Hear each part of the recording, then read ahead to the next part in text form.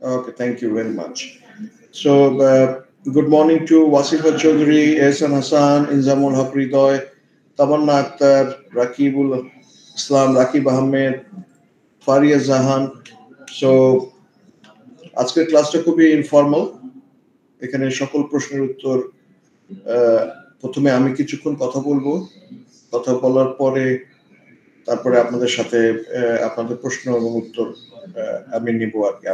আমাদেরকে 12:30টার মধ্যে শেষ করতে হবে, 12:30টার পরে আমার একটা মিটিং আছে। So let's start. Rakib, is this being recorded? Can you help? Yes, sir. Okay, thank you. So first of all, thank you very much for whole semester with me. এবং সত্যিকার অর্থে আমাকে যে ইমপ্রেশন দিয়ে আপনাদের সম্পর্কে আনিয়েছিল যে অনেক কিছু অর্জন আপনি করতে পারবেন না, কিন্তু সত্যিকার অর্থে I am very happy, excited যে আমি কিছুটা হলেও অর্জন করতে পেরেছি। স্পেশালি আপনার ক্লাস সম্পর্কে বলি, আপনাদের ক্লাসে আপনারা যে ধরনের ডেমনস্ট্রেশন আমাকে করেছেন, খুবই early career, this is early career research work, এবং অ্যাজ এ আর্লি ক্যারিয়ার হিসাবে আপনাদের কাজগুলো আমার ভালো লেগেছে। ছোট ছোট ভুল ত্রুটি আছে, সো এটা কেটে যাবে সময়ের সাথে সাথে যদি আপনি if you do practice properly এবং বিষয়টাকে আপনি ধারণ করতে পারেন। If you consider this in your মাইন্ডসেটটা যদি ওভাবে তৈরি হয়, ডেফিনেটলি রিসার্চ আপনাকে কখনো পরাজিত করতে পারবে না। Research is a vast area এবং এবং এবং লং ওয়ে টু গো, অনেক লম্বা পথে যেতে হয় এবং প্রতিটা সময় ইনফরমেশন রাখতে হবে, update your self with the new information, এবং সেগুলোকে যদি আপনি variable considering the phenomena into variables, প্রত্যেকটা ভেরিয়েবলসের মধ্যে, প্রত্যেকটা ফেনোমেনার মধ্যে আপনি ডিপেন্ডেন্ট ভেরিয়েবল পাবেন এবং ইন্ডিপেন্ডেন্ট ভেরিয়েবলসগুলো পাবেন। এখন পরীক্ষার কথায় আসি। সো আমি একটু পরেই একটা যে কোনো একজন স্টুডেন্টের খাতাটা আমি শো করব। তার আগে যেটা বলে রাখি, আপনাদের পুরা রিপোর্টটাই হচ্ছে, যে রিপোর্টটা আপনারা আমাকে জমা দিয়েছেন, পরীক্ষার আগে এই জিনিসটাই মাথার মধ্যে রাখতে হবে। অর্থাৎ পুরা রিপোর্টটার উপরে আপনাকে আমি কোশ্চেন করব। এটা এমন কোন যা আপনি করেছেন, that you will show me on the answer script. That's it. Simple. It's it. Nothing else. এবং পুরা রিপোর্টটাই হচ্ছে পুরা বই, কিন্তু সেটাকে একটা খুব সংক্ষিপ্ত আকারে, খুবই ইন ব্রিফ আপনি প্রেজেন্ট করেছেন আমাকে, এবং মূল কথাগুলো এখানে সবচেয়ে বেশি মনে রাখার বিষয়। সেটা হচ্ছে প্রত্যেকটা রিসার্চের একটা টাইটেল থাকে, এবং according to the title of the research তার ব্যাকগ্রাউন্ড থাকে, কেন আপনি রিসার্চটা করছেন, কি জন্য করছেন, কি দরকার আপনার রিসার্চটা করার, এবং একটা ডিরেকশন আপনি নিজেই তৈরি করেন। একটা second, I am taking someone into okay. So অর্থাৎ প্রত্যেকটা রিসার্চের কিছু অবজেক্টিভস আছে, এবং আমরা কাজের সুবিধার্থে আমরা জেনারেল অবজেক্টিভ নেই এবং স্পেসিফিক অবজেক্টিভ নিয়ে থাকি। সো প্রত্যেকটা রিসার্চের অনেক সময় অনেক রিসার্চে আমরা স্পেসিফিক অবজেক্টিভও নেই না, একাই জেনারেল অবজেক্টিভ নেই। সেগুলো একটুখানি ভবিষ্যতে যখন কাজ করবেন, আরো কিছু পড়াশোনা করবেন, আরো মানে প্রতিটা মুহূর্তে আপনার রিসার্চের আপডেট রাখার চেষ্টা করবেন, যে এক একজনের রাইটিং স্টাইল এক এক ধরনের, কিন্তু the way I taught you in classes, যাতে আপনি কখনোই ভুলেন না, এটা একটা ম্যাথামেটিক্স, টোটাল জার্নিটা ছিল একটা ম্যাথামেটিক্স। অর্থাৎ আপনি একটা অবজেক্টিভ নিয়েছেন, জেনারেল অবজেক্টিভ অথবা স্পেসিফিক অবজেক্টিভ নিয়ে, তারপরে আদৌ এই জিনিসগুলো you wanted to establish something based on the general objective and specific objective, তার ইনফরমেশন গুলো আপনাকে সিক করতে হয়েছিল। এবং সিক কিভাবে করেছিলেন আপনি লিটারেচার রিভিউ করেছেন। লিটারেচার রিভিউ কেন করি আমরা?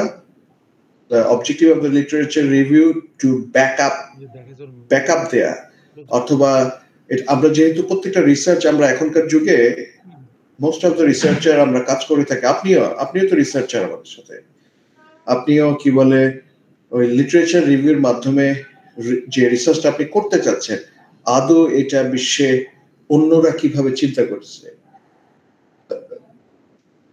I mean other researchers around the world how they thought of, তাদের জিনিসগুলো নিয়ে আপনি ব্যাকআপ দিচ্ছেন, এভিডেন্স গুলো নিয়ে আসছেন। এই জন্য আপনার রিসার্চটা হচ্ছে এভিডেন্স বেসড রিসার্চ, এবং অর্থাৎ এভিডেন্স ছাড়া কোনো research we do not consider. Evidence আছে বলেই আপনি ওই রিসার্চটা করছেন, এবং সারা বিশ্বের মানুষ কিন্তু এই এভিডেন্সের পিছনে ঘুরে থাকে।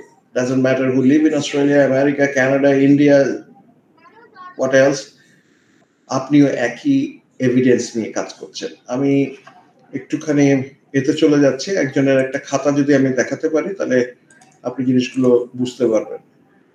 সবাই আছেন তো? আজকে তো কিছু বলতে পারবো না, দেখতেও পারবো না কি করছেন আপনারা। সো আপনি আপনার নিজের অভিভাবক, আপনি ভালো বুঝতে পারবেন what you are doing right now. So সবার কাছ থেকে একটুখানি দেখি, প্রথমে একটু হ্যালো বলে শব্দটা শুনি। So can you say hello? Good morning. Good morning, sir. Good morning. Assalamu alaikum, sir. Good morning to everybody. Wa alaikum salam. Thank you very much. আমি এখন কি বলে খুব জীবন্ত আছি, অর্থাৎ you are with me.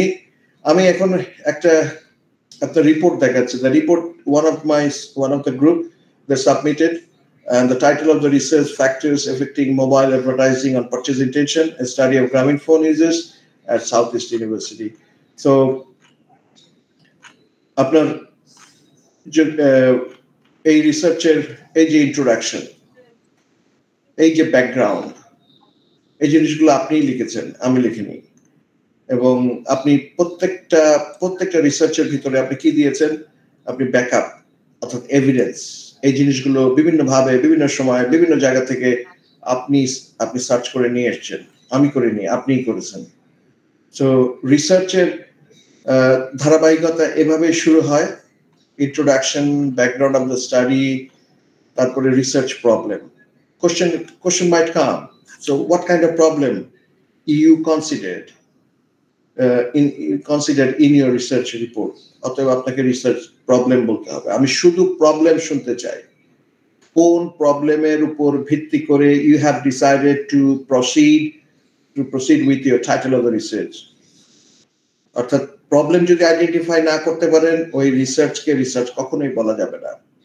তার মানে আপনি প্রবলেমটাকে সাজিয়ে গুছিয়ে লিখেছেন, এবং আমার কাছে মনে হয়েছে যে আপনি কি বলে এভিডেন্স দিয়ে প্রবলেমটাকে আপনি জায়েজ করেছেন। বাংলায় যেটাকে বলে জায়েজ, ইংরেজিতে যেটাকে বলে সাবস্টেনশিয়েট করা। অর্থাৎ আপনি আমাকে বুঝাতে চেয়েছেন যে there is a problem, there are problems, so আমরা এই প্রবলেমের অনুসন্ধান করব। স্যার আসসালামু আলাইকুম স্যার, অ্যাটেন্ডেন্স নেওয়া কি স্যার? ও অ্যাটেন্ডেন্স নিতে হবে নাকি আজকে? ও বাবা, কি বলে আলী আকবর আজ। Thank you Akbar, thanks for reminding me to do so. Okay, আমি কি বলে আমি আপনাদের অ্যাটেন্ডেন্সটা দিতে হবে। That's good, that's for sure. So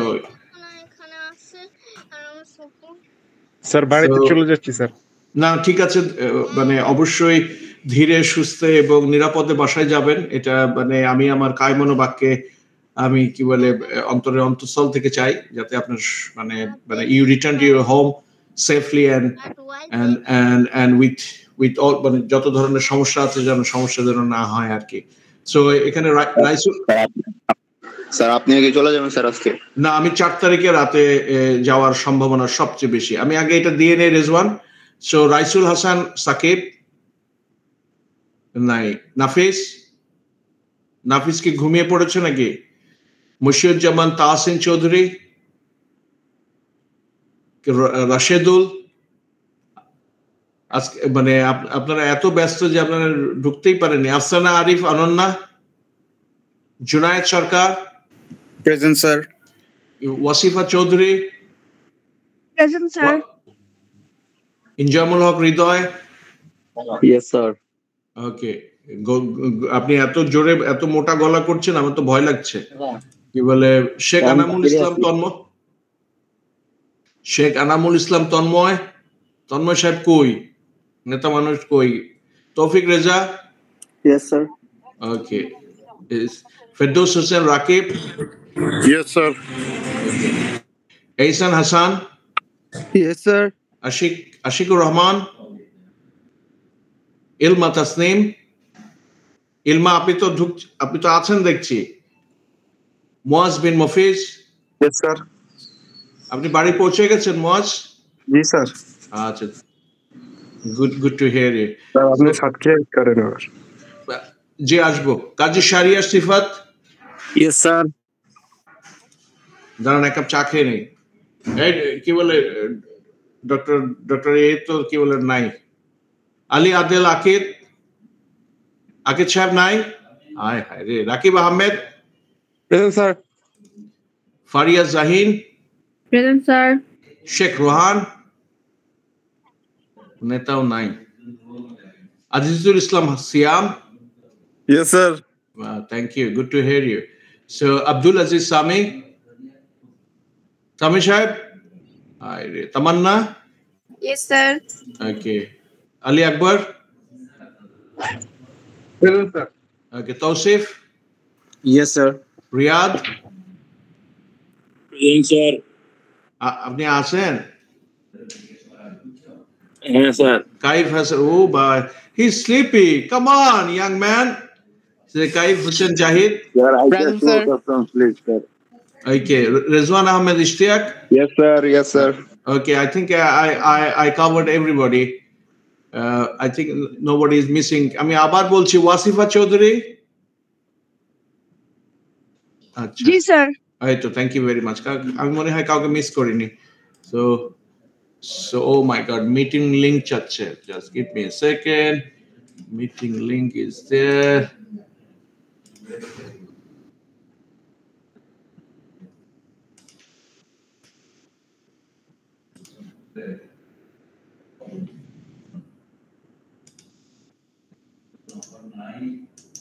Oh my god, meeting লিংকে কোড কপি পেস্ট করছি তাও তো হচ্ছে না দেখি। আচ্ছা দাঁড়ান এখান থেকে নিয়ে নেই।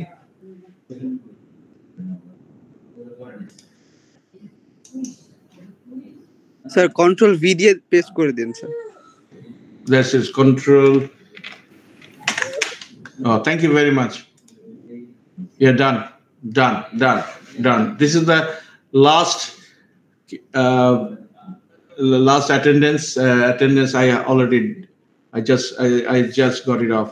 So thank you very much. যেটা বলছিলাম আপনাকে যে দাঁড়ান আপনার রিপোর্টটা দেখি। আপনি দেখতে পাচ্ছেন what I'm showing right now. Okay.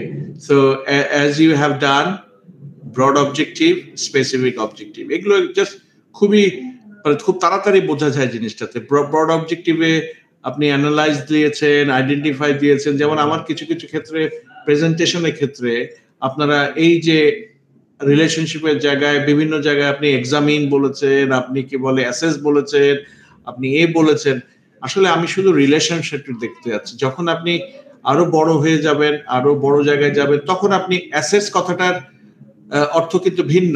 আপনি টোটাল জিনিসটা অ্যাসেস করবেন কিসের দিয়ে? যেমন আমরা লাইকেট স্কেল দিয়ে কিন্তু আমরা অ্যাসেস করেছি উইথ আপনার অথবা মেজার করেছি। কিন্তু আমি এখানে শুধুমাত্র আপনাকে আইডেন্টিফাই করতে বলেছি রিলেশনশিপ গুলো। এগুলো মাথার মধ্যে অবশ্যই রাখতে হবে। এই রিসার্চটা সিগনিফিকেন্স কেন? এই রিসার্চটাতে আপনি সিগনিফিকেন্স কারণ আপনি যে ডিভিটার মাধ্যমে যে ডিভিটা আপনি নিয়েছেন এবং সেই ডিভিটা আদৌ কাজ করে কিনা, তাকে কাজ করানোর জন্য যে আইভি গুলো নিয়েছেন সেগুলো কি আপনার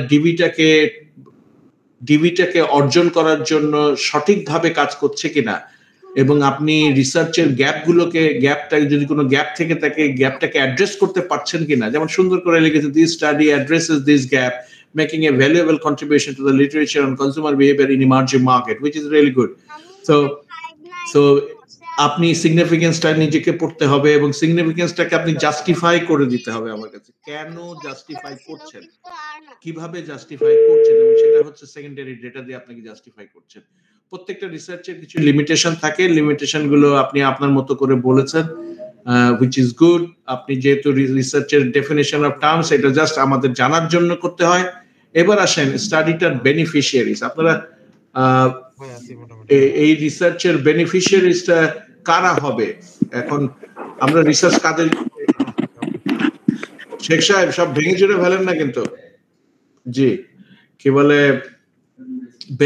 আপনি একটা রিসার্চ করেন কার জন্য? আপনার কোম্পানির জন্য করেন। কোম্পানিতে সমস্যা হয়েছে, সে কোম্পানির you have to identify the problems, and by identifying the problems you have to recommend what needs to be done, এবং প্রত্যেকটা প্রবলেমকে অ্যাড্রেস করার মধ্যে দিয়ে আপনার কাজ এখানে সীমিত। আপনার বস আপনার কাছ থেকে চায় identify the problems and what measures need to be taken off.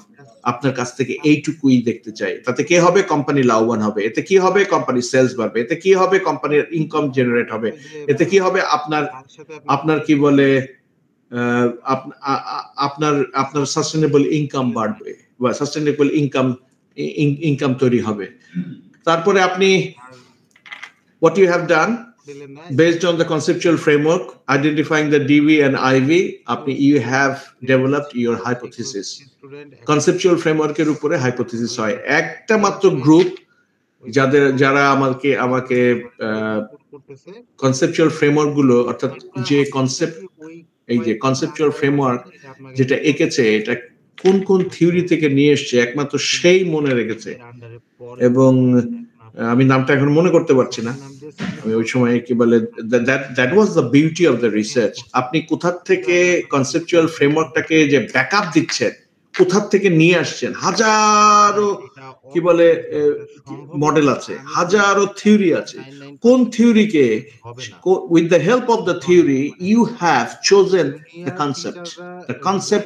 concept কিন্তু আপনার কাছে এসছে থিওরি থেকে, থিওরিটিক্যাল ফ্রেমওয়ার্ক থেকে, একটা থিওরির ফ্রেম থেকে এই ছোট্ট একটা অংশ, এই যে একটা ডিভি এবং 3টা আইভি আপনি মানে you have taken these 4. আপনি ভবিষ্যতে যখন কাজ করবেন তখন এই 3টার জায়গায় 4টা হতে পারে, 5টা হতে পারে আইভি। তখন আপনার বস আপনাকে বলবে যে আমি সেলস কেন আমার ভালো হচ্ছে না, তার মানে কি এদেরকে ট্রেনিং দিতে হবে। ট্রেনিংটা কি পর্যায়ে দেব, কতটা ট্রেনিং দিলে আমার জন্য ভালো হবে। আপনি সেলস পিপলকে আর কিভাবে মোটিভেট করা যায়, ঠিক আছে, তাদের স্ট্রাকচার তৈরি করাও। স্ট্রাকচার মানে হচ্ছে মানে ওয়েজ স্ট্রাকচারটা ঠিক করো যাতে তারা মোটিভেট হয়। তারপরে তাদের সিস্টেম লস গুলো, অর্থাৎ তারা ফাঁকিবাজি দেয় কিনা, বাজারে মার্কেটে যাচ্ছে কিন্তু পণ্য বিক্রি করে না, চা বিড়ি সিগারেটের দোকানের পাশে গিয়ে বসে বসে চা খাচ্ছে, খাচ্ছেন, মার্কেটে ঢুকছে না, কথা বলছে না। You have to speak with the stakeholders. আপনাকে কথা বলতে হবে এবং টার্গেট দিয়ে দাও। টার্গেট যদি অ্যাচিভ না করলে তুমি কাউন্সেলিং করো প্রথমবার, 3বার যদি না করে, 3 কোয়ার্টারে না করে, জাস্ট টেক হিম আউট, তাকে বের করে দাও। That's the way. মানে hiring and firing, this 2 word business পিপলের অবশ্যই আপনারা যারা এন্টারপ্রেনার হবেন অথবা যারা কি বলে আপনারা যারা কি বলেন চাকরি করবেন, হায়ার করতে হবে যেগুলো কি বলে if they don't perform fire them, এর মাঝামাঝি কোনো অবস্থানে নেই। তো এই জায়গাটা চমৎকার উনি কাজ করেছেন। এই যে আপনার প্রত্যেকটা ভেরিয়েবলস উনি দেওয়ার চেষ্টা করেছেন, যে অর্থাৎ কোন রিসার্চ পেপার থেকে উনি অর্থাৎ সোর্সিং করেছেন, সোর্সিং করে এই জিনিসগুলো উনি দিয়েছেন, দিস ইজ ভেরি যেটা বলবো আমি, এগুলো হচ্ছে রিসার্চের খুব স্ট্রং সাইড। অর্থাৎ আপনি ফেক কোনো জিনিস আমাকে দিচ্ছেন না, আপনি এটা পড়েছেন, পড়ে আপনি এটা ঠিক করেছেন। ওকে, এবার আসেন লিটারেচার রিভিউ থেকে একটা প্রশ্ন অবশ্যই থাকবে, what is the purpose of the literature review? কেন আমরা লিটারেচার রিভিউ করি এবং এই রিসার্চে কেন আপনি লিটারেচার রিভিউ করেছেন? লিটারেচার রিভিউ দিয়ে আপনি কি প্রমাণ করতে চান? So this sort of things, this sort of questions there is a high chance to into that your exam. Hang on a second, someone is calling me. If you don't mind, just 30 seconds.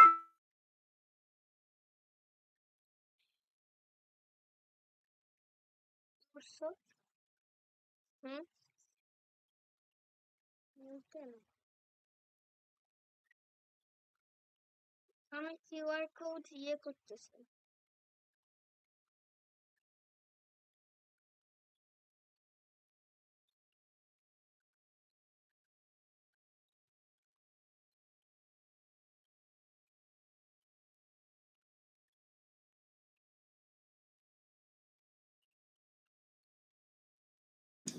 Sorry, my apology. So literature review থেকে literature রিভিউতে আপনি কি প্রমাণ করতে চাচ্ছেন, কেন আপনি literature review করেছেন এবং আপনার রিসার্চের ক্ষেত্রে লিটারেচার রিভিউ আদৌ দরকার পড়েছে কিনা, যদি পড়ে থাকে কেন পড়েছে, justify this thing, that's it, simple. So আপনি আপনার এই কাজটা করতে গিয়ে আপনি কেন লিটারেচার রিভিউ করেছেন, কি আপনি what did you want to achieve by doing this literature review, পরিষ্কার করে আপনি লিখে দেবেন আর কি। এই পেপারটা আমি নিয়েছি এই জন্য I'm lucky. These are the boys. Who are the boys this thing? Oh, Muaz bin Mufiz. Muaz bin Mufiz and আরো দুইজন কি যেন নাম, আমি একটু নামটা উচ্চারণ করছি কারণ এই পেপারটাতেই আমি এই কাজটা পেয়েছি। মুয়াজ বিন মুফিজ, ইনজামুল হক হৃদয় এবং রিয়াদ আহমেদ, তারা থিওরিটিক্যাল ফ্রেমওয়ার্কটা এঁকে দিয়েছে। So that's why I chose these things to consider for your attention. So theoretical framework uni dekhen AIDA model, they used AIDA model এবং AIDA model সম্বন্ধে উনি বলেছেন এবং আরেকটা মডেল উনি আর কি মডেল নিয়েছেন উনি একটাতেই মনে হ্যাঁ হতে পারে, this can be possible by taking only one model that helps to prepare their conceptual framework. চমৎকার কাজ, ধন্যবাদ। আরো একজন করেছেন, আমি যে পেপারগুলো যতটুকু পড়েছি, which is really very good job, এবং এই জিনিসগুলো মাথায় রাখবেন যেন কোনো মতে ভুলবেন না, কারণ এই থিওরিটিক্যাল ফ্রেমওয়ার্কের জন্যই মার্কস গুলো বেড়ে গেছে আর কি। এবার আসুন রিসার্চ মেথোডোলজি, এখান থেকে প্রশ্ন থাকবেই দুইটা। Research methodology, so research methodology প্রথমেই হলো রিসার্চ ডিজাইনটা। আপনি এখান থেকে যাবেন হলো মতিঝিল, কি করে যাবেন? হেঁটে যেতে পারেন, উবারে যেতে পারেন, অথবা কি বলে আপনি ওই যে আমাদের মেট্রোতে যেতে পারেন।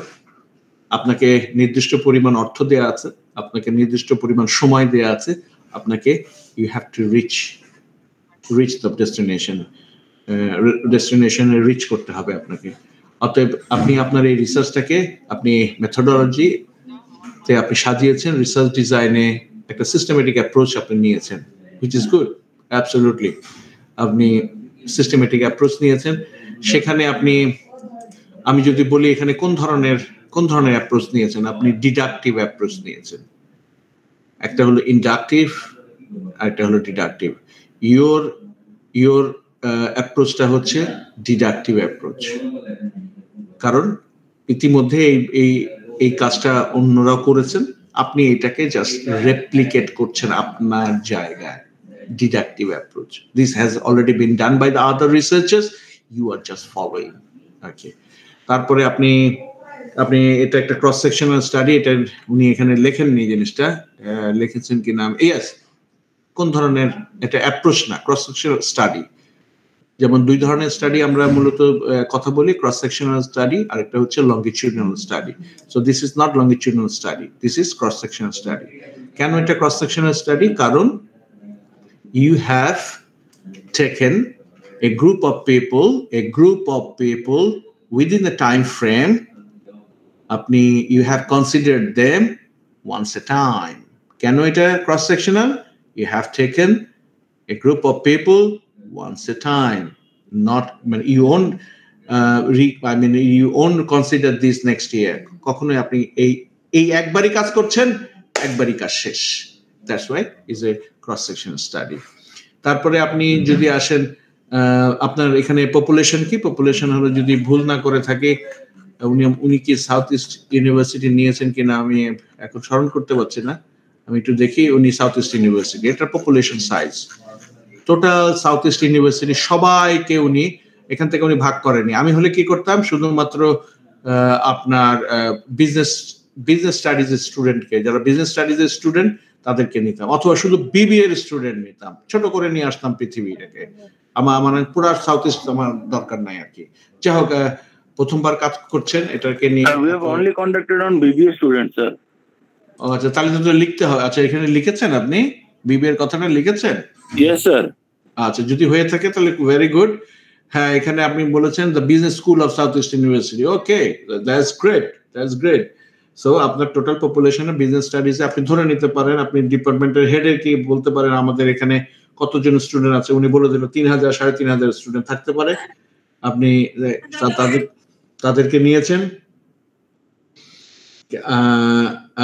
কি বলে তাহলে কি আপনার পপুলেশন কি, south east university school of business, very good. আপনার স্যাম্পল কত, আপনি এখান থেকে স্যাম্পল নিয়েছেন 180 স্টুডেন্টকে আপনি কন্ট্যাক্টেড।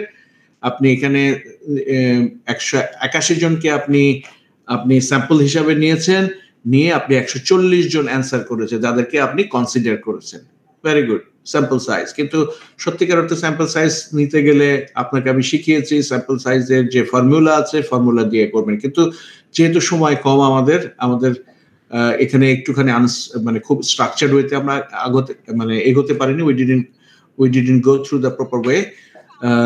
কি বলে এখানে 140 জনের অ্যান্সার করেছে আপনার কোশ্চেনে, হুইচ ইজ গুড। এখানে রেসপন্স রেট কত, 77.3, হুইচ ইজ রিয়েলি গুড। কি বলে আপনি আপনার রেসপন্স রেট আর নন রেসপন্স রেট কত, তাহলে নিশ্চয়ই 77 যদি রেসপন্স রেট হয়, নন রেসপন্স রেট তো বের করা খুবই সোজা। সো বাদ বাকি যারা তারা গ্রামীণ ফোন ইউজ করেনি, 16 রেসপন্সকে আপনি ইনএলিজিবল বলেছেন। হ্যাঁ, ভেরি নাইস। সো 124 জনকে আপনি কনসিডারেশনে নিয়ে এসছেন। আপনার স্যাম্পল সাইজ, যেমন সত্যিকার অর্থে আমি এটা যদি আমরা পরবর্তীতে কখনো যদি আমার সাথে কাজ করেন, এখানে অবশ্যই আপনাকে স্যাম্পল সাইজের ফর্মুলাটা দিতে হবে, কপি পেস্ট করে নিয়ে আসবেন যে that's the sample size that we have used to calculate the sample. আপনার দিলে জিনিসটা আরো বেশি মাত্রায় আপনার এ হবে। এলমা বারবার ইমেল করে আমাকে হোয়াটসঅ্যাপ করার দরকার নেই, আপনি কনসিডার করেন লেখাপড়াটা, যেখানে what I am telling you, please consider what I am saying, please. আপনার কি বলে এটা দিয়ে দেওয়া হয়েছে। সো 77.3% হচ্ছে আপনার রেসপন্স রেট। আমি চাই সবাই, আমি 30 মার্কের যে কোশ্চেন করেছি সেই কোশ্চেন আপনি সবই পারবেন, কিন্তু ভুল লিখলে এখানে কিন্তু একটা আছে, শুদ্ধ লিখলে অ্যাবসলিউট মার্কস, ভুল লিখলে, কারণ আপনি আপনার রিপোর্ট অনুযায়ী আপনি লিখবেন, অর্থাৎ আপনার রিপোর্টটা কি বলে 3 জন মানে আপনার গ্রুপের সাথে মিলবে, অন্য রিপোর্ট কখনোই মিলবে না, কিন্তু মৌলিক জিনিস সব এক। ভুল লিখলে, কারণ আমি খাতা দেখবো আপনার রিপোর্টের উপর ভিত্তি করে, অতএব আপনার রিপোর্টটা আপনার মাথার মধ্যে থাকতেই হবে। ওকে, সো এখন আপনি স্যাম্পল সাইজ করেছেন, উইচ ইজ গুড, অ্যাবসলিউটলি মানে একেবারে বিজ্ঞানসম্মতভাবে কাজ করেছেন, যদিও আমরা সময়ের কারণে স্যাম্পল সাইজের ফর্মুলাটা দিতে পারেনি। এবার আসেন কালেকশন মেথডে। আপনি কি কাজ করেছেন? প্রাইমারি ডেটাতে কাজ করেছেন, অর্থাৎ সার্ভে করেছেন আপনি, এবং সেখানে একটা কি কাজ করেছেন, আপনি একটা কোশ্চেনিয়ার তৈরি করেছেন, এবং কোশ্চেনিয়ারে আপনি স্ট্রাকচার্ড কোশ্চেনিয়ার তৈরি করেছেন, এবং ভেরিয়েবল প্রথমে ছিল ডেমোগ্রাফিক ডেটার জন্য কাজ করেছেন, তারপরে আপনি প্রত্যেকটা এবং আপনি কি বলে আপনার প্রত্যেকটা ভেরিয়েবলের উপরে আপনি কোশ্চেন করেছেন, 3টা প্রশ্ন, মানে প্রত্যেকটা ভেরিয়েবলের সাথে 3টা প্রশ্ন অথবা 4টা প্রশ্ন। আপনি এখানে কি করেছেন, একটা আপনি Likert scale is one of the tools that you used to measure the আপনার ভেরিয়েবলস এর বিভিন্ন ধরনের, আপনি অর্থাৎ কনজিউমার বিহেভিয়ারের ডেপথ নিয়ে আলোচনা করেছেন, কনজিউমার বিহেভিয়ারের মোটিভ নিয়ে আলোচনা করেছেন, অ্যাটিটিউড নিয়ে আলোচনা করেছেন। Likert scale is widely used, এই জন্য আমরা Likert scaleটা দিয়েছি। এর মানে এই না ভবিষ্যতে যখন আপনি কাজ করবেন আপনি অন্য অনেক স্কেলকে আপনি এখানে মানে you can consider many of the scale অনেক স্কেল আছে। আপনি যেহেতু এখনকার সময়ে একটা স্কেলকে যখন আমরা আপনাদের কাছে পড়ানোর চেষ্টা করি, বোঝানোর চেষ্টা করি, লাইকেট স্কেল হচ্ছে ওয়াইডলি ইউজড, ওয়াইডলি অ্যাকসেপ্টেড, এবং সেজন্যই আপনি কোশ্চেনটা এইভাবে তৈরি করেছেন। যখন ভবিষ্যতে কাজের জায়গায় যাবেন তখন আপনি আরেকটু নিজে খুঁজবেন কোন স্কেলিংটা কাজে লাগবে, কোন স্কেলিংটা কি বলে আপনার আপনাকে সবচেয়ে বেশি পরিমাণে অ্যান্সারটা দেবে আর কি। তার মানে একেবারে এখন যেটা শিখছেন তার মানে ভবিষ্যতে আর কখনোই নতুন আনা যাবে না, নতুন আপনি নিয়ে আসবেন, ভবিষ্যতে নিয়ে আসবেন। আর যদি আমার সাথে যোগাযোগ থাকে, আমি অনেক আমার প্রাক্তন স্টুডেন্ট আছে এখনো ইমেলে যোগাযোগ করে, তারা তাদের অফিসের বিভিন্ন প্রবলেম নিয়ে আমার সাথে কথা বলে। আমি সব জানতাম না, তবে যেহেতু একটু বয়স এবং অভিজ্ঞতার আলোকে তাদের চেয়ে একটু বড়, এই জন্য তারা অনেক শেয়ার করে। অফিস পলিটিক্স নিয়ে আমার গত পরশুদিন একটা ইমেল করেছে আমাকে, অফিস পলিটিক্স নিয়ে কথা বলেছে। আমি ওকে বলেছি যে চুপ করে থাকতে, একদম মানে শাট ইউর মাউথ, ডোন্ট টক। কারণ তুমি যদি অফিসে নীরবতাই অনেক কিছুর উত্তর দিয়ে দেয়। তো ওর খুব বলেছে, স্যার আমি 3 দিন ধরে চুপ করে আছি এবং পরিস্থিতি আস্তে আস্তে অনুকূলে আসছে। এগুলো কথা প্রসঙ্গে বলি যে ব্যক্তি জীবনে আগামী কয়েক মাসের মধ্যে আপনারা প্রতিষ্ঠানগুলোতে যাবেন, প্রথমে কাজ শিখুন, আর আল্লাহর কাছে শুধু বলুন যেন একজন ভালো বস আপনার কপালে জোটে, যাতে আপনি তার কাছ থেকে কাজটা শিখতে পারবেন। এবং অফিসের কিছু নোংরা জিনিস আছে, এগুলো আজকে বলতে চাচ্ছিলাম, তাই কথা প্রসঙ্গে আসুক। অফিসের কিছু ব্যাড এলিমেন্ট থাকে, তাদের থেকে দূরে থাকতে হবে। Hi, hello, how are you, all good, কিন্তু যে আপনাকে সবচেয়ে বেশি সাহায্য করবে সেটা হচ্ছে আপনার সিনিয়র্স এবং আপনার বস। এবং বসের কাছ থেকে কাজ শেখার চেষ্টা করুন, আগ্রহটা সৃষ্টি করুন। ওই যে এইটা মডেল, এই যে ভদ্রলোক লিখেছে মোহাম্মদ সাহেব এবং কি বলে অন্যরা, এইটা মডেল, এখানে অ্যাটিটিউড আছে, ইন্টারেস্ট আছে, তারপর আমি ভুলে গেছি এখন আর মনে রাখতে পারছি না, ডিএ তে কি হয় যেন, ইন্টারেস্ট, ডেভেলপ, AIDA, এইটা এতে মানে আপনি অ্যাটিটিউডটা যেন পজিটিভ হয়। কখনো আপনি কি বলে নেগেটিভ জিনিস শো করবেন না কাউকে। এবং সবচেয়ে বেস্ট জিনিস হলো স্মাইল, অলওয়েজ স্মাইল। তার মানে গিগলিং না, কিন্তু স্মাইল আর গিগলিং এর মধ্যে পার্থক্য আছে। হো হো করে এসে দিয়েন না, যখন পরিস্থিতি থাকবে তখন অফিসের মধ্যে মানে সবার সাথে করলেন, কিন্তু স্মাইলটা থাকতে হবে। পিপুল লাভ স্মাইল দিয়ে অনেক কিছু কি বলে উতরে দেয়া যায় আর কি। স্যার আমি একটা পোস্ট করছি স্যার স্টোরি, স্মাইলটা স্যার কেমন স্যার? ও কি বলে, আবার উল্টাপাল্টা কিছু করেন নাই তো? না স্যার, প্রেজেন্টেশনের একটা ছবি চাইছে। ও আচ্ছা, ঠিক আছে, ভেরি গুড। আবার পরে দেখছি। সো স্মাইলিংটা অবশ্যই। আচ্ছা, আমার কাছে একটা MBA স্টুডেন্ট এসেছে, জাস্ট 30 সেকেন্ড ওকে টাইম দিয়েছিলাম আমি ভুল ক্রমে। জাস্ট আমি 3 মিনিটের জন্য আপনার কাছে বিরতি নিচ্ছি, প্লিজ।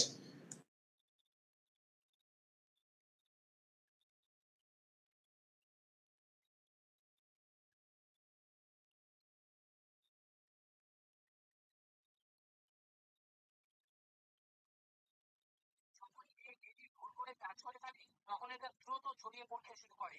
আর আজ যদি মেয়েটির কারণে এই আটটি ভেঙে অথবা ফেটে যায়, তাহলে তার 2 কোটি টাকার জরিমানা, এমনকি তার জেলও হতে পারে। কিন্তু এই মেয়েটি এটাকে ঠিক করার চেষ্টা করতে যখন সে সেটাকে তার মাথার উপরের দিকে ঢেকে রাখার চেষ্টা করে, তো তখন সে সেটাকে খুব ইজিলি রেখে দেয়। বন্ধুরা, এটা হলো দুবাইয়ের মিউজিয়াম।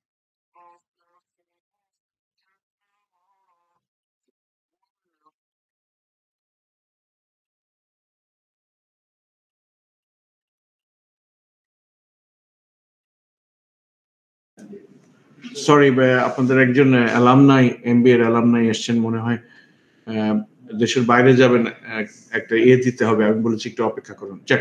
সো প্রত্যেকটা রিসার্চের ডাটা কালেকশন মেথডে আপনি যা কাজগুলো করেছেন সেগুলো আপনাকে লিখতে হবে এবং জাস্টিফাই করতে হবে যে কেন আপনি এটা করেছেন, করার দরকারটা কি ছিল, কেন এই ভেরিয়েবলগুলো আপনি নিলেন। অন্য ভেরিয়েবলগুলো তো নেওয়াও যেতে পারতো।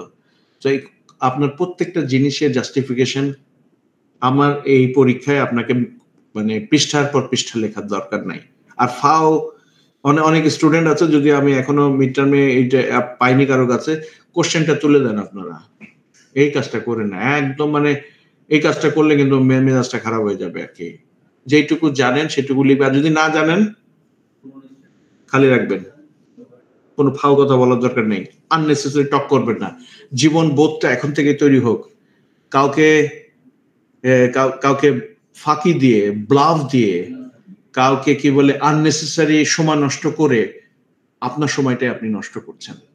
অতএব মানে যখন পড়বেন খুব মাইনরলি পড়বেন, pay your whole attention on the books, এবং কোশ্চেনগুলো আমার আগে প্রথম 10 মিনিট কোশ্চেন পড়ে নেবেন। আপনি যা করেছেন আমি তাই প্রশ্ন দেব, শুধু আমি আপনার কাছে জাস্টিফিকেশন গুলো আশা করবো। কারণ এই যুক্তিবোধ যদি এখন এই সময় না তৈরি হয়, ভবিষ্যতে কিন্তু এই যুক্তিহীনতা অথবা এই মানে প্রপার আর্গুমেন্ট যদি ক্যারেক্টারটা যদি না তৈরি হয়, আপনি অনেক জায়গায় কিন্তু আপনি ধরা খেতে পারেন আর কি। এবার আসেন টাইম ডাইমেনশন একটা বিষয় আছে, যেমন এখানে টাইম ডাইমেনশনে অনেকে বলেছেন 1 উইক, কিন্তু আমি প্রত্যেকটা সময় আপনি কতদিন, 3 দিন হোক, 3 দিনে ডেটা কালেকশন করেছেন, 4 দিনে করেছেন, 5 দিনে করেছেন, 6 দিনে, 7 দিনে, এই টাইম ডাইমেনশনটা লেখা উচিত ছিল। অনেকে লিখেছেন, অনেকে 1 উইক দিয়েছেন। 1 উইক বলে কোনো কথা নেই। আপনি যদি, যেমন আমরা রিসার্চে যখন করি তখন কত তারিখ থেকে কত তারিখ এটা দিলে খুব ভালো হতো। মানে কিছু জিনিস আমি এখন বলে দিচ্ছি আর কি। তারপরে আপনি ডেটা অ্যানালাইসিস টুল ইউজ করেছেন, কারণ বর্তমান সময়ে আপনি যদি অ্যানালাইসিস ক্ষেত্রে টুল ইউজ করেন সেটার গ্রহণযোগ্যতা সবচেয়ে বেশি। কারণ এই যে ডেটা, এটা যদি হাতে তো করে ফেলতো, 100টা ডেটা কত বসে কি বল 1 ঘন্টার মধ্যে আপনি বের করে ফেলতেন। কিন্তু by using the SPSS which is widely used, that ওই যে আপনার রিলায়েবিলিটি, ওই যে ভ্যালিডিটি, মানে ডেটাটা রিলায়েবল হলেই কিন্তু ভ্যালিড হয়। রিলায়েবল না হলে, ওই যে রাকিব সাহেব আপনাকে শিখিয়েছে যে থ্রেশহোল্ডটা, যে আপনার কি বলে যে যার মধ্যে পড়লে তখনই আপনি তাকে জায়েজ করছেন, তাকে আপনি গ্রহণ উপরে থাকতে হয় স্যার। জি, মানে অ্যাকসেপ্টেবল করছেন, আপনি তাকে একটা মার্কস দিচ্ছেন। সো এগুলোই হচ্ছে টুল। এই টুলগুলোর ইউজের মধ্যে দিয়ে আপনার রিসার্চের ব্যাপ্তি, রিসার্চের গ্রহণযোগ্যতা 1000 গুণে বেড়ে গেছে। এথিক্যাল কনসিডারেশন, অবশ্যই আপনি প্রত্যেককে কোশ্চেনিয়ার দিয়েছেন এবং আপনি কখনোই ফেক জিনিস, এবং সত্যিকার অর্থে at the time of your work বসকে কোনোদিন ফেক জিনিস দিবেন না। যেসব জায়গায় ফেক দিতে হয় সেগুলো আপনারা ইতিমধ্যে আমার বডি ল্যাঙ্গুয়েজে বুঝেছেন, কিন্তু ব্যাপক চুরি কিন্তু আপনি যে চুরি করতে জানে না সে কিন্তু ধরা পড়বে। অতএব চৌর্যবৃত্তিরও একটা শিল্প আছে। আপনি 2টা 3টা আপনি চেঞ্জ করতে পারেন, 3টা 4টা চেঞ্জ করতে পারেন, কিন্তু 30টা যদি একসাথে চেঞ্জ করেন পরে আপনি ধরা খেয়ে যাবেন। কারণ আপনি তো কন্ট্রোল করতে পারবেন না। রিসার্চের 2টা জিনিস, একটা অডিট, একটা কন্ট্রোলিং। কন্ট্রোলিংটা হচ্ছে আপনি খরচ কমাতে হবে। বস আপনাকে 5 লাখ দিয়েছে, আর বাংলাদেশের বসরা পয়সা করে দিতে চায় না এইসব রিসার্চ, যার ফলে খুব দুর্বল থাকে। কিন্তু বড় বড় কোম্পানিগুলো দে স্পেন্ড মিলিয়নস ডলার্স, কারণ তারা জানে যে বড় কোনো জায়গায়, বড় কোনো ধরনের ইনভেস্টমেন্টে যাওয়ার আগে এই রিসার্চ একটা পাইলটিং, অর্থাৎ রিসার্চ আমাকে একটা জ্ঞান দেবে যে আদৌ আমি এই সময়ে শুরু করব, নাকি 6 মাস পরে শুরু করব, নাকি I will start after an year, 1 বছর পরে শুরু করব। কি বলে এখানে 30-40 হাজার টাকা খরচ হলো, এটা গায়ে বাঁধবে না।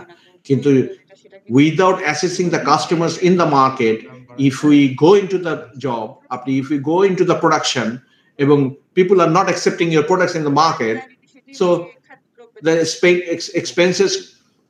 expenses may go up. 1 কোটি টাকা খরচ হয়ে গেল, 1.5 কোটি টাকা খরচ হয়ে গেল, 30 কোটি টাকা আপনি প্রোডাকশনে চলে গেলেন, যেটা আপনি পাইলটিং করে, যেটা 40-50 হাজার টাকার মধ্যে কিন্তু আপনি একটা আমরা স্যাম্পল নিয়ে কাজ করি কেন? আমার পক্ষে তো টোটাল পপুলেশনকে কনসিডার করা সম্ভব না। তাহলে সত্যিকারের রিসার্চ কিন্তু আপনাকে অনেক সম্ভাব্য ক্ষতি থেকে বাঁচাতে পারে। এই জন্য রিসার্চের আবেদন, নিবেদন এবং মানে কষ্ট, বেদনা অনেক। রিসার্চ এমনি কি বলে জনপ্রিয় হয়নি পৃথিবীতে, আর মার্কেট রিসার্চ তো আরো জনপ্রিয়। এক মার্কেট রিসার্চ করে শুধু কেরিয়ার হলে মার্কেট রিসার্চ করা, এবং ভবিষ্যতে আপনিও যদি কখনো মানে মার্কেট রিসার্চ কেরিয়ার তৈরি করতে চান, আমার মনে হয় দিস ইজ দ্য বিগিনিং। এবং তারপরেরটুকু আপনার নিজেকে পড়তে হবে।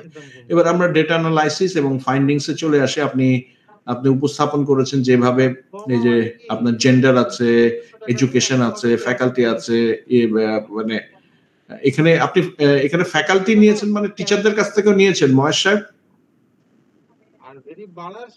সাহেব আছেন অথবা তার গ্রুপের কোনো মেম্বার? এখানে ফ্যাকাল্টি বলতে কি বোঝাচ্ছেন আপনি? স্যার ফ্যাকাল্টি অ্যাকচুয়ালি রাকিব ভাই সাজেস্ট করছিলেন to write on behalf of department. আচ্ছা, ডিপার্টমেন্টের টিচারদের কাছ থেকে নিয়েছেন? না, আমি ডিপার্টমেন্টের জায়গায় ভাইয়া বলছিল ফ্যাকাল্টি লিখতে। আচ্ছা আচ্ছা আচ্ছা। তারপরে ইনকাম, এই ইনকাম তো নিশ্চয়ই প্যারেন্টস ইনকাম, এটা কিন্তু এই ইনকাম নয়। আচ্ছা ঠিক আছে, এগুলো নিয়ে আমি ওয়ারিড না, এখন এগুলো সব ঠিক হয়ে যাবে। এবার আসেন রিলায়েবিলিটি টেস্ট। এই রিলায়েবিলিটি টেস্ট কেন করি, কি জন্য করা হয়? এটা করার মাধ্যমে আপনি রিসার্চে কি দেখতে চাচ্ছেন এবং আপনার রিসার্চে আপনি আদর্শ একজন রিলায়েবিলিটিতে আপনি কোন বিষয়টাকে সবচেয়ে বেশি জোর দেন, এটা এই ধরনের প্রশ্ন আসবে। আপনার রিলায়েবিলিটি যদি হয়, ডাটা যদি রিলায়েবল হয়, ডেটা ভ্যালিডিটি বাড়বে। রিলায়েবল না হলে ভ্যালিডিটি বাড়বে না। যেমন এখানে 0.743 ঠিক আছে, অ্যাকসেপ্টেবল, গুড, অর্থাৎ এটাকে আমরা অবশ্যই গ্রহণযোগ্য বলে মনে করব। অর্থাৎ ডেটার রিলায়েবিলিটি এখানে আছে, তাহলে ডেটার ভ্যালিডিটিও আছে। রিলায়েবিলিটি, ভ্যালিডিটি দুইটা কথা। রিলায়েবল আগে হবে, তারপরে ভ্যালিড হবে ডেটা। এবারে আসেন আপনি পিয়ারসন কোরিলেশন করেছেন, কেন করেছেন, কি জন্য করেছেন, এতে আপনি কোন বিষয়গুলোর উপরে জোর দিয়েছেন। অর্থাৎ আপনাকে আমি কখনোই বলবো না যে আপনার রিপোর্টের পিয়ারসন কোরিলেশন কোনগুলা, 0.422, 0.316, 0.484, this is not my job. এটা আমার কাজ না আপনার কাছ থেকে জানা। আমার কাজ হলো আপনি কেন পিয়ারসন করেছেন, কোরিলেশন করেছেন। This is one of the tool that you have used for correlation analysis of the car. ডিবির সাথে আইভি দেখেছেন, ডিবির সাথে আইভি দেখেছেন। আপনার ডিবি কোনটা এখানে? এমএস পিআরআই ওকে পিআরআই ওকে। সো আইভির সাথে ডিবি, আইভির সাথে ডিবি, আইভির সাথে ডিবি। অর্থাৎ আপনি এগুলোকে কি আপনি পজিটিভলি আপনি দেখেছেন না নেগেটিভ দেখেছেন? যদি বলেন পজিটিভলি, কেন পজিটিভলি, এটা কোন বিষয়গুলোকে আপনি জোর দিয়েছেন? এবার আসেন ফ্যাক্টর অ্যানালাইসিস। আমরা ফ্যাক্টর অ্যানালাইসিস কেন করি? আমরা ধরে নিচ্ছি আপনার ডেটা, আপনার টাইটেল অফ দ্য রিসার্চে আপনি বলেই নিয়েছেন ফ্যাক্টরস এফেক্টিং ব্লা ব্লা ব্লা ব্লা ব্লা। অর্থাৎ আপনি ফ্যাক্টর করবেন, আপনার যে ফ্যাক্টরগুলো আছে সেই ফ্যাক্টরগুলো আপনি মাপবেন। এই ফ্যাক্টরগুলো মাপার ক্ষেত্রে আপনি কোন জিনিসটাকে কনসিডারেশনে নিয়ে আসেন। এই যে আপনি ফার্স্ট রান দেন, second run, third run, last run, whatever you did, পুরো জিনিসটা আপনি আমাকে গল্প বলবেন। আপনার কাছ থেকে আমি কোনো ওই পয়েন্ট বা এই যে 0.826 হোয়াট এভার আপনি কেএমও বাটলার টেস্ট করেছেন, রোটেটেড কম্পোনেন্ট ম্যাট্রিক্স করেছেন, কমিউনিটি টেস্ট করেছেন, এই কথাগুলো আমি শুনতে চাবো। কেএমও বাটলার টেস্ট কেন করেছেন, কাকে আপনি কনসিডারেশন নিয়েছেন, রোটেটেড কম্পোনেন্ট ম্যাট্রিক্সটা কি জিনিস, কি কাজে লেগেছে এটা আপনার। কারণ আপনি যখন রান দিয়েছেন এগুলো তো আপনি করেছেন, এগুলো তো আমি করিনি, আপনি করেছেন। এবং আপনি কিভাবে ফার্স্ট রান থেকে সেকেন্ড রানে গেলেন, ফার্স্ট রানে কোন জিনিসগুলো বাদ দিলেন, সেকেন্ড রানে নিয়ে আসলেন, সেকেন্ড রান থেকে যখন আপনি লাস্ট রানে যান ওটা কখন বাদ দিলেন। এই খেলাটা এই জায়গাটাই বেশি। অথবা আপনি নিজের প্রশ্ন, আমি যে প্রশ্নগুলোর একটা ছায়া বলে দিলাম, নিজের উত্তর নিজে খুঁজবেন। That is your job. আপনার আলটিমেটলি পুরা বই আপনি পড়ে ফেলেছেন কিন্তু, এবং এই যে একটা জিনিসকে আপনি স্টাবলিশ করছেন এই যে ফ্যাক্টর অ্যানালাইসিসে, এই ফ্যাক্টর অ্যানালাইসিসটাই হচ্ছে মূল উপজীব্য বিষয়। লাস্টে আপনি প্রথম থেকে শেষ, আপনি শেষ কাজটা কি, আপনার শেষ কাজটা হলো এই আপনি ফ্যাক্টর, যেহেতু আপনার কাজটাই তো ফ্যাক্টর। আপনি কি বলে মোটা লাগে, আপনি যেহেতু এখন একদম নতুন কাঁচা এবং কি বলে রিসার্চার, আপনাকে ফ্যাক্টর অ্যানালাইসিসের মূল কাজগুলো কি, কেন করেছেন এটা, এর মধ্যে থেকে কোনটাকে আপনি মানে কোনটাকে এখানে একটা আলটিমেট রেজাল্ট পাওয়ার জন্য what are the steps did you follow, কোন কোন স্টেপগুলো আপনি ফলো করেছেন? আমার মনে হয় I have covered most of the things, এবং এই রিসার্চের মূল জিনিসটাই এই রিসার্চ থেকে আপনি আপনার পলিসি মেকারদেরকে অথবা আপনার অফিসের বসকে আপনি কি ধরনের মেসেজটা দেবেন, এবং কোন কোন জিনিসগুলোর উপরে সবচেয়ে বেশি জোর দেওয়া হবে ভবিষ্যতের কর্ম পরিকল্পনার ক্ষেত্রে। আমি খুব শুদ্ধ বাংলায় আপনাদের বলে দিয়েছি। আমার মনে হয় you have absorbed, you have noticed these things. একটা রিসার্চের পরিসমাপ্তি তো আপনাকে টানতে হবে। সিনেমার তো লাস্টে আপনাকে তো একটা হয় বেদনা দিয়ে শেষ করা যাবে না, বেদনা কিন্তু প্রথমে, সাফল্য কিন্তু পরে।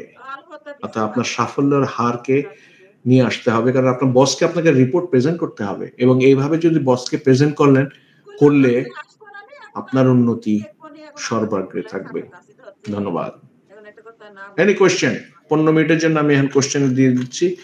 যদি আপনি কি বলে এই যে আপনি এইসব পুরা রিসার্চ পেপারটাই আপনি পড়ে আসবেন, এবং এখান থেকে স্যার আমাদের ওই যে মার্কটা দেওয়ার কথা ছিল স্যার, ওই দিন কিসের মার্কস? এই যে রিপোর্ট আর হচ্ছে প্রেজেন্টেশন মার্কস চলে গেছে। রিপোর্টের মার্কস তো গতকাল রাতেই চলে গেছে, আর 2-1 বাকি আছে, ওগুলো পরীক্ষা নিরীক্ষা করা হচ্ছে, কারণ সবার কি বলে আজকের মধ্যে সব কমপ্লিট হয়ে যাবে। আপনি আলী আকবর সাহেব, আপনি না দেখে কেন আপনি প্রশ্ন করছেন? দেখুন, তারপরে না কথা বলুন। So do you have any question to ask me? I'm happy to take in 2-3 questions because I have to finish in 15 minutes. Rakib সাহেব, আপনার কিছু বলার থাকলে আপনি 5 মিনিটের জন্য বলতে পারেন। থ্যাংক ইউ সবাইকে। আসলে পুরো একটা সেমিস্টার আমরা একসাথে ছিলাম। আপনাদেরকে অসংখ্য ধন্যবাদ। আপনারা যে কাজগুলো করেছেন, আমরা সত্যি স্যারের মতো আমিও হ্যাপি আপনাদের কাজে।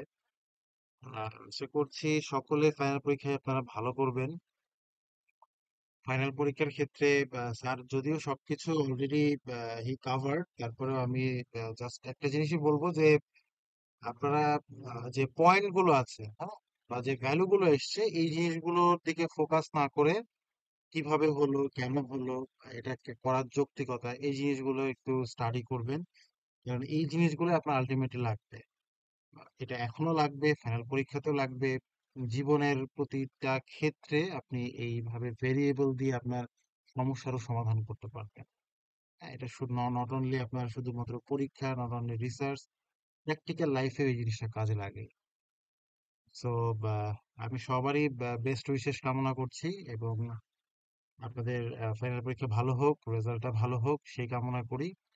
এছাড়াও এই ক্লাস ছাড়াও after the class any time any kind of problems বা কোনো কিছু জানার প্রয়োজন হলে আমাকে আপনারা নক করবেন। আমি আপনাদের সাথে হোয়াটসঅ্যাপ গ্রুপে আছি। সো এনি টাইম আমাকে নক করবেন। হয়তো একটু ডিলে হলেও আমি চেষ্টা করব আপনাদের রিপ্লাই করার জন্য। সো এনি সমস্যা বা যে কোনো সমস্যায় feel free to ask me, আপনারা আমাকে জানাবেন, আমি চেষ্টা করবো সেটা সমাধান দেওয়ার। তবে অবশ্যই সেটা পরীক্ষার হলে থেকে নয়, পরীক্ষার শুরু হওয়ার আগ পর্যন্ত, কেমন, বা পরীক্ষা শুরু হওয়ার পরে, পরীক্ষা শেষ হওয়ার পরে। সো সো এটাই আপনাদের জন্য কামনা থাকলো। আশা করি সকলেই ভালো করবেন। Thank you sir. Thank you. আমি 2 মিনিট একটা গল্প বলি, শুনেন। এই রিসার্চটা করতে গিয়ে ইস্ট ওয়েস্ট ইউনিভার্সিটি, আমি যখন ইস্ট ওয়েস্ট ইউনিভার্সিটিতে ক্লাস নিয়েছি 2019 সালে, আমার এক ছাত্রী মানে আমাকে একটা ইমেল করেছে যে স্যার আপনি তো ফ্যাক্টর অ্যানালাইসিস শিখিয়েছেন, প্লাস হচ্ছে ওই সত্যিকার অর্থে ওই ইউনিভার্সিটিতে আমি আপনার যেটাকে বলে হচ্ছে আরো কিছু, আর যেহেতু তারা খুব they are very advanced, so factor analysis শেখানোর পরে আমরা এটা কি যেন বলে রিগ্রেশন অ্যানালাইসিস শিখেছি। সত্যিকার অর্থে রিগ্রেশন অ্যানালাইসিসটা আপনাদেরকে পরবর্তী সেকশনে আমরা এটাকে ইন্ট্রোডিউস করব, কারণ রিগ্রেশন ছাড়া একটা স্টুডেন্ট কখনোই রিসার্চে ভালো হতে পারে না। আমরা আপনাদের এখানে করলে সবচেয়ে ভালো হতো, এটা আমি নিজেও উপলব্ধি করেছি। তবে পরবর্তীতে এবং এসপিএসএস বাধ্যতামূলক থাকবে, এবং আমি ইতিমধ্যে ইউনিভার্সিটি কর্তৃপক্ষের সাথে বলেছে এই ক্লাস 24টা ক্লাসে শেষ করা যাবে না, এর জন্য কি বলে যেহেতু 3 ক্রেডিটের জন্য কিন্তু আরো 1 ক্রেডিট বাড়ানো যায় কিনা। তো দেখা যাক আপনার ইউনিভার্সিটি যদি বুঝবে, না বুঝলে তো আমার আর কিছু করার নেই। আচ্ছা, যে কথা বলছিলাম যে ওই ইউনিভার্সিটি একটা মেয়েটা, শি ইজ ভেরি ইন্টেলিজেন্ট, এখন সে দেশের বাইরে থাকে। সে আমাকে বলছে, স্যার এই যে আপনি কনসিডারিং দ্য ভেরিয়েবলস, স্যার আমি জীবনে সুখী হতে চাই, এটা যদি হয় স্যার আমার ডিপেন্ডেন্ট ভেরিয়েবল, তাহলে কোন কোন জিনিসগুলো আমার নেওয়া উচিত? আমি বলছি তুমি বলো। স্যার আমার একটা ডিসেন্ট জব লাগবে এবং হ্যান্ডসাম স্যালারি লাগবে। ডিসেন্ট জব শুধুমাত্র ডিসেন্ট জবে তো অবশ্যই কি বলে স্যালারি ইজ ম্যাটার্স। তার তো সে ইন্ডিপেন্ডেন্ট ভেরিয়েবলকে ধরছে, ডিসেন্ট জব, হ্যান্ডসাম স্যালারি, আরেকটা স্যার আমার একজন সুন্দর সুপুরুষ হাজবেন্ড লাগবে। তাই বললাম আল্লাহ যেন তোমার 3টাই পূর্ণ করে। ভালো থাকবেন, সুস্থ থাকবেন। যদি প্রশ্ন না থাকে আমরা শেষ করব। অতএব এই রিসার্চ সারাটা জীবন আপনার কাছে আমি দিয়ে দিলাম, গ্রথিত দিয়ে দিলাম। এটা আমার সৌভাগ্য যে আমি আর রাকিব সাহেব একসাথে কাজ করেছি। প্রত্যেকটা জীবনের যে কোনো সমস্যার সমাধানে ভেরিয়েবলস গুলো মাথার মধ্যে নেন, ছবি আঁকেন, মনে মনে ছবি আঁকেন, ছবি এঁকে কোন কোন জায়গায় আপনার প্রায়োরিটি ঠিক করেন। ওই যে আইভির সাথে ডিবি দেখেছেন, দেখেছেন প্রত্যেকটাতে কিন্তু পিয়ারসন কোরিলেশনে একই জাতীয় জিনিস আসেনি, কম বেশি আসবেই। জীবনটাও হলো কম বেশি। এক জীবনে যেমন সবকিছু অর্জন করতে পারবেন না, আমিও পারিনি, ইনশাল্লাহ আপনারাও পারবেন না, তবে একটা ব্যালেন্স রাখতে পারবেন। এই আশাবাদ ব্যক্ত করে, যদি প্রশ্ন না থাকে, আর তবু আমি একটু প্রশ্ন নিলে খুব ভালো লাগতো। এই রিসার্চটা যেন আপনার শুধুমাত্র পরীক্ষার পাশের জন্য না হয়, এই রিসার্চটা যেন আপনার সারাটা জীবন আপনার কাছে থাকে। জি ধন্যবাদ। জি বলুন স্যার, একটু অ্যাটেন্ডেন্সটা দেওয়া যায় কি স্যার? একটু লেট করে এসেছিলাম তো। ওরে নাফিস ভাই, ঠিক আছে দিয়ে দিচ্ছি। Thank you sir. আর কে বাকি আছেন আপনি?